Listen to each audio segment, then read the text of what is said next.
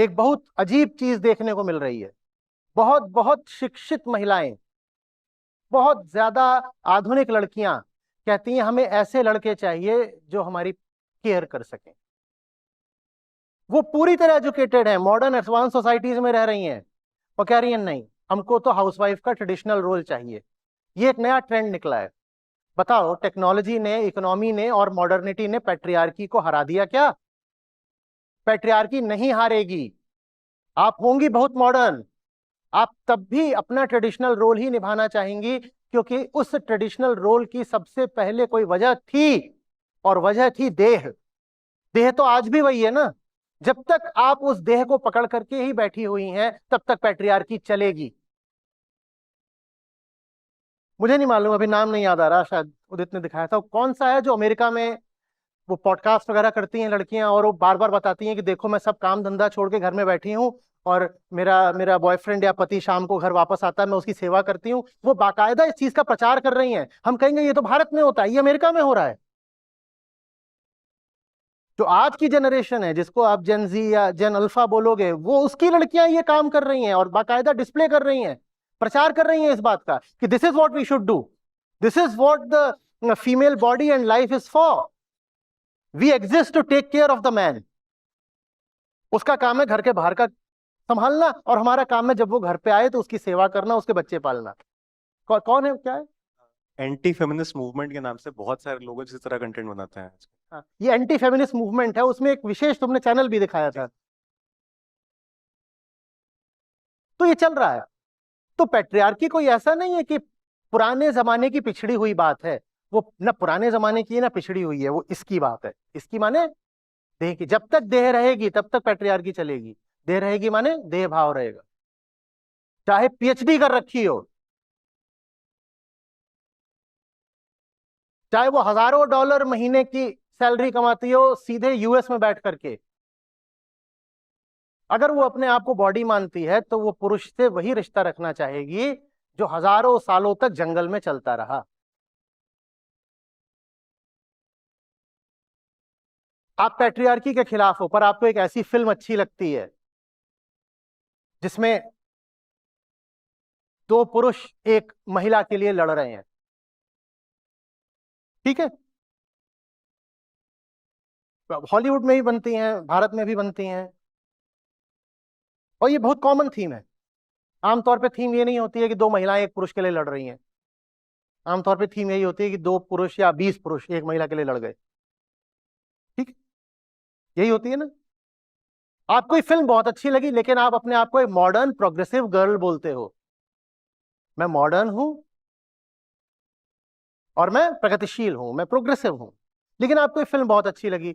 ये आपको जो अच्छा लगा ये क्या है? ये आपको जंगल कायदा अच्छा लगा। ये जंगल में हुआ करता था कि जितने पुरुष होते थे वो आपस में लड़ाई करते थे, जितने नर होते थे उनमें जो जीत जाता था वो मादा से संभोग करता था, ताकि जो संतान पैदा हो वो एकदम मजबूत बलवान हो। The highest quality semen must impregnate the woman. आपको ये फिल्म बहुत अच्छी लगी। उदाहरण के लिए शाहरुख खान की डर, उसमें यही तो था, दो पुरुष एक स्त्री पर लगे हुए हैं। अभी फिल्म आई थी एनिमल, वो बहुतों को बहुत अच्छी लगी। उसमें जो स्त्री पुरुष का रिश्ता था वो पूरा जंगल का था, नाम ही एनिमल है। वो सीधे सीधे उसको बोल भी रहा है कि मैं तुझसे ब्याह इसलिए करना चाहता हूं क्योंकि तेरे हिप्स बहुत चौड़े हैं और तू बहुत अच्छे से मेरे बच्चों की अम्मा बनेगी। वो सीधे बोल रहा है उसको मुंह पर। लोग कह रहे वाह क्या बात है, मजा आ गया, मजा आ गया। उसके बाद तुम्हें यह भी कहना है कि मैं मॉडर्न हूं, प्रोग्रेसिव हूं, और पैट्रियार्की हाय हाय। पैट्रियार्की हाय हाय कैसे हो जाएगी?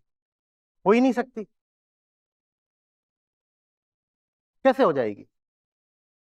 आप यहां बैठे हो, उदाहरण के लिए आप कद काठी में कभी किसी लड़के का मुकाबला नहीं कर पाने वाले, या कर सकते हो? नहीं कर पाए। सिर्फ एक जगह है जहां आप और कोई पुरुष बिल्कुल एक हो। वो कौन सी जगह है? कॉन्शियसनेस। पर ना आप अपने आप को कॉन्शियसनेस मानते, ना ये अपने आप को कॉन्शियसनेस मानते, तो कहां से इक्वालिटी आ जाएगी? जबरदस्ती का नारा लगा रखा है इक्वालिटी इक्वालिटी। रहना बॉडी है, चाहिए इक्वालिटी, नहीं हो सकता। फिर लड़के हंसते हैं, कहते हैं ये 5 फुटिया, ये इक्वल है हमारी। किस तरीके से इक्वल है? हाँ वो इक्वल हो सकती है, उसको नोबेल प्राइज मिल सकता है, वो इक्वल हो सकती है। पर तुम कहो बॉक्सिंग में तुम्हारी इक्वल हो, तो नहीं हो सकती। हाँ, वो साइंस में इक्वल हो सकती है, वो मैथ्स में भी इक्वल हो सकती है, वो दुनिया के हर उस काम में इक्वल हो सकती है जहां मनुष्य देह नहीं चेतना है। वो बिल्कुल इक्वल है, वो मोर देन इक्वल भी हो सकती है, तुमसे कहीं आगे भी निकल सकती है। फाइटर प्लेन मनुष्य के दिमाग की उपज है, तो फाइटर प्लेन की एक बहुत अच्छी पायलट हो सकती है, वो जबरदस्त बॉम्बिंग कर सकती है, वो एस पायलट हो सकती है, वो बेस्ट फाइटर पायलट हो सकती है। पर तुम उससे कहो नहीं, तुम्हें दुश्मन की सीमा में घुस करके मुक्कों से मारना है, तो वो ये नहीं कर पाएगी, इक्वालिटी नहीं हो पाएगी। क्यों? क्योंकि मुक्का देह है और जो फाइटर प्लेन है वो दिमाग है।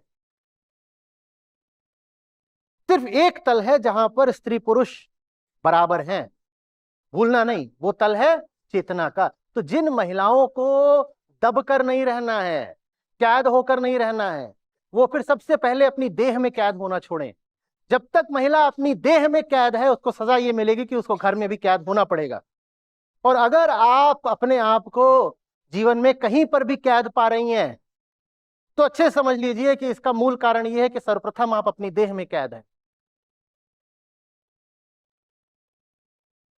आ रही बात समझ? अध्यात्म जितना पुरुषों के लिए जरूरी है, उससे कहीं कहीं कहीं ज्यादा महिलाओं के लिए जरूरी है। और बड़ी विडंबना यह रही है कि धर्म का जो सबसे नकली स्वरूप हो सकता है, वही महिलाओं तक पहुंचाया गया है। धर्म की जो सबसे बेकार की जगह होंगी, वहां पे आप महिलाओं की सबसे ज्यादा भीड़ पाएंगे। और धर्म के क्षेत्र में भी जहां कुछ ऊंचा हो रहा होगा, वहां महिलाएं नहीं दिखाई देंगी। महिलाएं धर्म के नाम पर, उनको क्या बता दिया है, ये कर लो, ये पूजा कर लो, ऐसे कर लो, वैसे कर लो, हो गया। और जाके कहीं बैठ जाओ, थोड़ा नाच गा लो, ये धर्म है, खत्म। और भीड़ भीड़ में भीड़ बहुत सारी, एकदम गाय भैंस की तरह बैठी। जबकि सबसे ज्यादा अध्यात्म की जरूरत महिलाओं को ही है, क्योंकि अध्यात्म का काम ही है मुक्ति देना। मुक्ति की जरूरत सबसे ज्यादा उसी को तो होगी ना, जो सबसे ज्यादा बंधन में होगा। सबसे ज्यादा बंधन में तो महिला ही है, उसका पहला बंधन तो उसकी देह ही है। और जब देह बंधन होता है, तो फिर न जाने कितने और बंधन खड़े हो जाते हैं। वो सारे बंधन एक एक करके काटोगे तो थक जाओगे, हार जाओगे। इससे अच्छा ही है कि जो पहला बंधन है उसी को काट दो।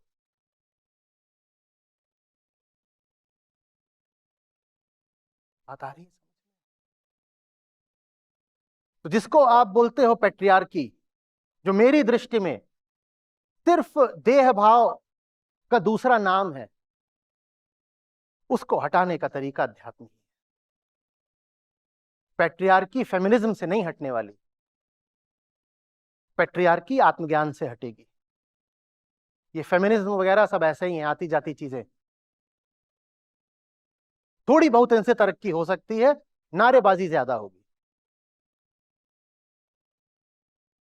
सचमुच अगर पूरी मनुष्यता का ही स्तर उठाना है, स्त्री का भी पुरुष का भी, तो तुम्हें कोई विचारधारा नहीं चाहिए, तुम्हें आत्मज्ञान चाहिए, सेल्फ नॉलेज।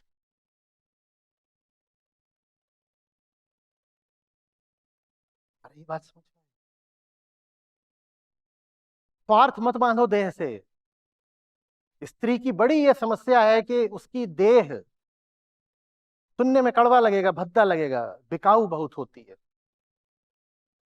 और जब बाजार में बिकने लायक एक माल आपको बिना मेहनत करे ही मिल गया है, जन्म से ही मिल गया है, तो मेहनत करने की ना बहुत इच्छा नहीं बचती।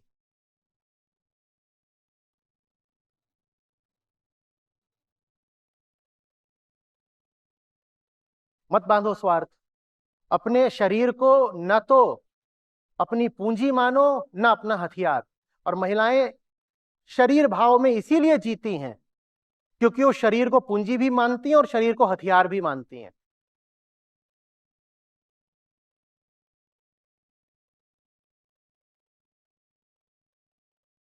मुझ में आ रही है बात है?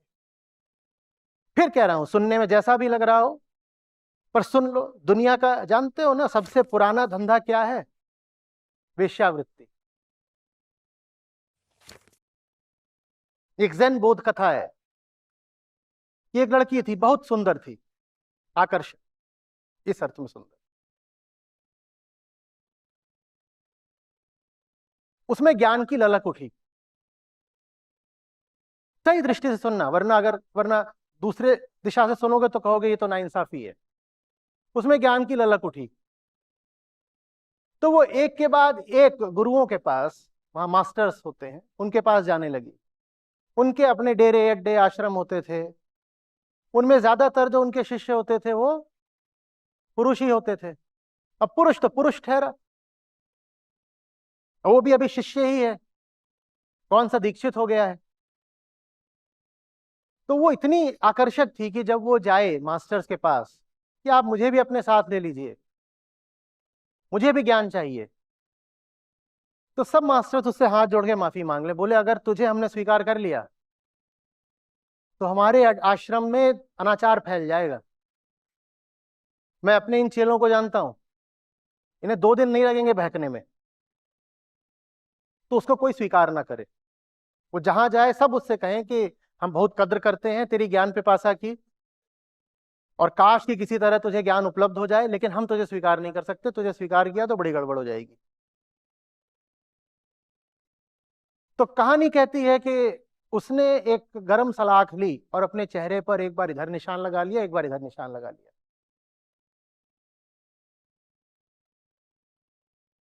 बोली ज्ञान शरीर से बहुत ऊंची बात है, अगर मेरा शरीर ज्ञान के आड़े आ रहा है तो मैं इस शरीर को सुंदर ही नहीं रहने दूंगी। अगर ज्ञान पाने की शर्त यही है कि शरीर सुंदर ना हो तो मैं शरीर को सुंदर रहने ही नहीं दूंगी। अब बात नाइंसाफी की है, लफंगे थे वो चेले चपाटे गुरुजी के, और सजा मिल रही है इस लड़की को। बात तो नाइंसाफी की है, पर लड़की की दृष्टि से देखो तो वो कह रही है मैं इंसाफ की क्या बात करूं, मेरे पास एक जन्म है और मुझे जानवर की तरह नहीं जीना है, मुझे ऊंची बातें जाननी है। और ऊंची बातें मैं इसलिए नहीं जान पा रही क्योंकि ये देह बड़ी आकर्षक है। बोली मैं इस देह को नहीं रहने दूंगी आकर्षक। ये मैं कोई सुझाव नहीं दे रहा हूं,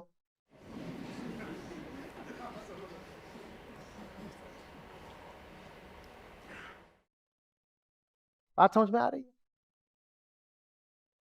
पैट्रियार्की में फंसे इसीलिए हो क्योंकि देह के साथ तुमने स्वार्थ जोड़ रखा है। देह के फायदे तो होते हैं, देह के बहुत फायदे होते हैं।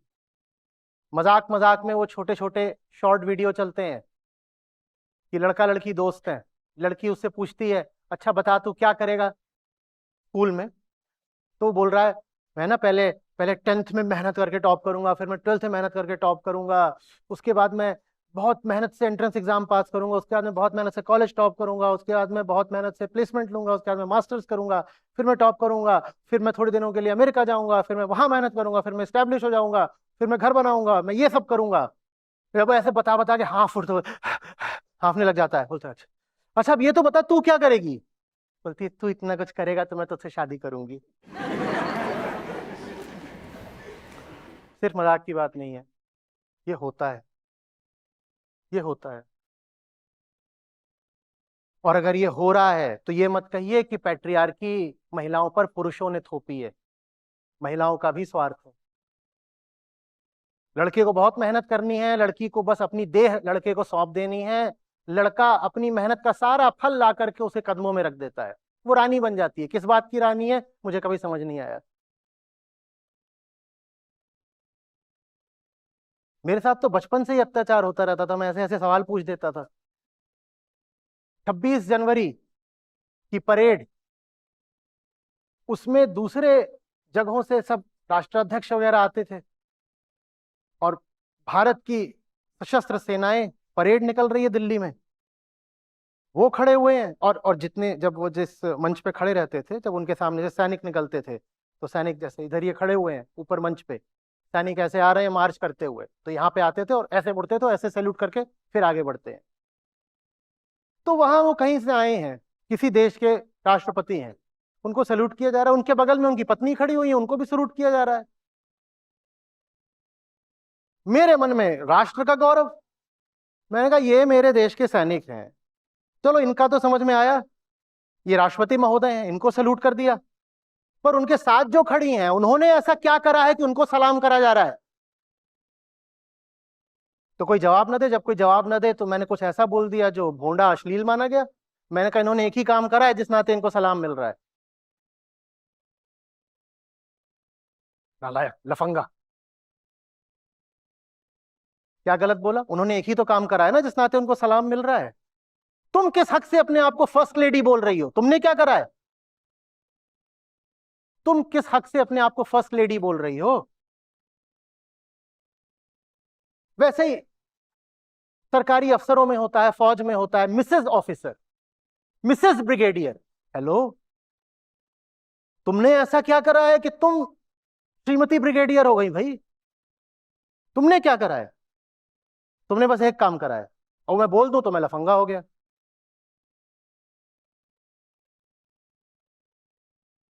बात है कि नहीं सही? बाकी पाखंड करना हो तो कर लो, बोल दो नहीं नहीं उसने अपना दिलो जान अर्पित करा है, भावनाओं का रिश्ता होता है। हमें पता नहीं है, हम तो आसमान से उतरे हैं जैसे, हमें तो जमीन की कोई खबर ही नहीं है जैसे।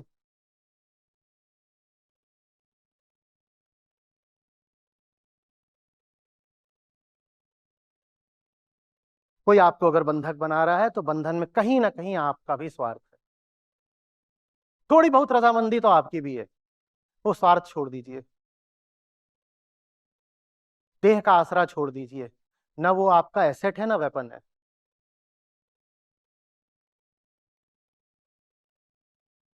मैं ये भी नहीं कह रहा हूं कि लायबिलिटी है, मैं कह रहा हूं रिसोर्स की तरह इस्तेमाल करो। रिसोर्स, इससे काम करवाना है, काम। इसको बेच के नहीं खाना, इससे काम करवाना है। हम्म?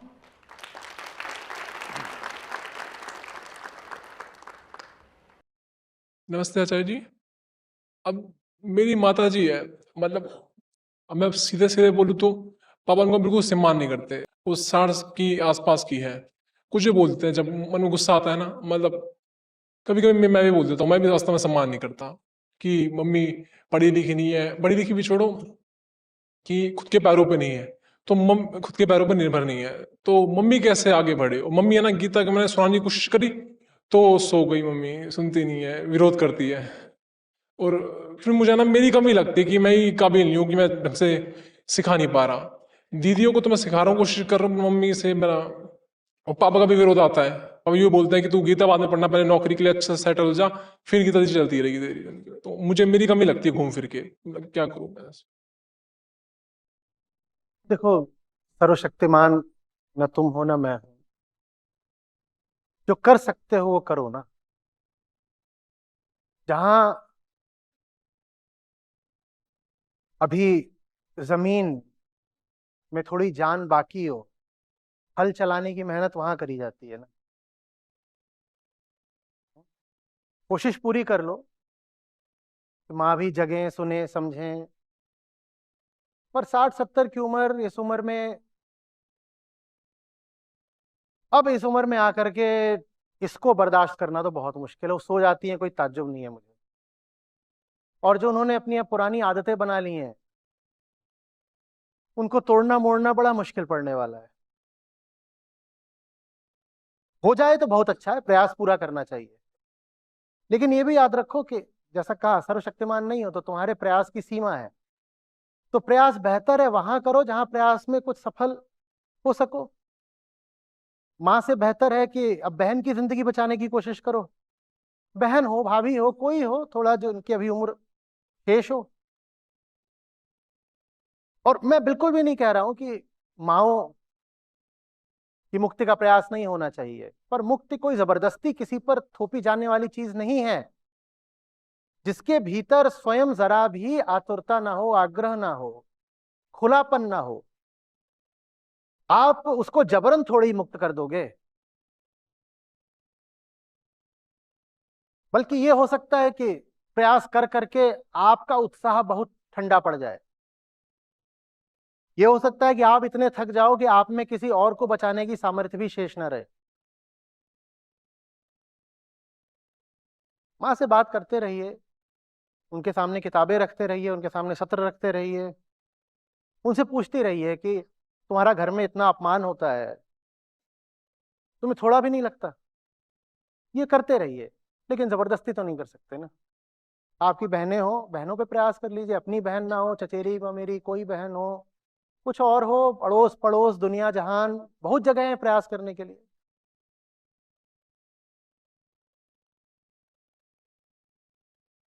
इससे आगे कोई मैं व्यक्तिगत राय दे नहीं पाऊंगा। सिद्धांततः जो कह सकता था बता दिया। हाँ, तो बस दीदियों पे ही करिए, और हो सकता है दीदियों की सफलता देख करके माँ को कुछ प्रेरणा मिल जाए।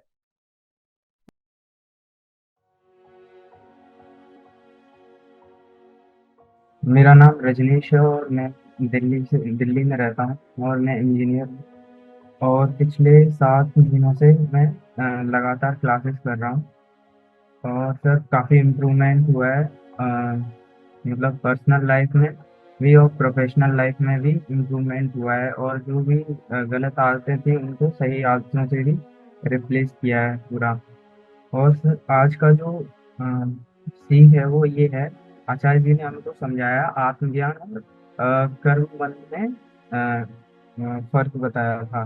तो उस बताया कि जैसे यदि हमारे अंदर आत्मज्ञान रहेगा तो हम सहजता से काम नहीं कर पाएंगे, क्योंकि हमें पता ही नहीं कि हम कौन है। ठीक है, हमारा कर्तव्य मतलब हम कौन है। तो जैसे अजय जी ने एग्जाम्पल भी दिया कि जैसे सूर्य होता है तो वो रोशनी फैलाता है, वो सहज है, सहज रूप से हो रहा है। हवा बहती है, सहज है। पेड़ ऑक्सीजन देते, सहज है, सब सहज है। वैसे ही मनुष्य का जन्म भी अभिव्यक्ति के लिए हुआ है, कुछ पाने को है, कुछ पाने को नहीं। तो वो कर्म के द्वारा एक्सप्रेस होता है।